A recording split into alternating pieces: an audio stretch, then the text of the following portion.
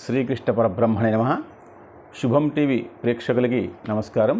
ఈరోజు కృష్ణాష్టమి సందర్భంగా మీకు విషయం చెప్తాను. ఈరోజు కృష్ణుడి జననం.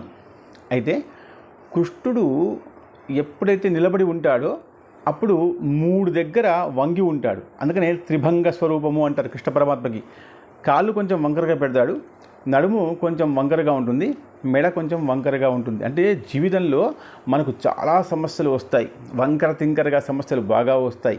అయితే ఆ వంకర తింకరగా ఉన్నటువంటి కృష్ణ పరమాత్ముడు ఏ సమస్య వచ్చినా చాలా కుశలంగా కూలంకుషంగా సరిచేస్తాడు. ఏంటంటే ఆయన ఎప్పుడు కూడా సంగీతాన్ని వదిలిపెట్టాడు, ఆయన ఎప్పుడు కూడా నృత్యాన్ని వదిలిపెట్టాడు, ఆయన ఎప్పుడు కూడా నవ్వును వదిలిపెట్టాడు. జీవితంలో మనం బాగా ఎదగాలి అంటే మనం కూడా మన జీవితంలో వచ్చిన సమస్యలకి ఎప్పుడు కూడా నవ్వుకుంటూ సమాధానం చెప్పాలి. అదే కృష్ణ పరమాత్మ యొక్క తత్వము. శుభం.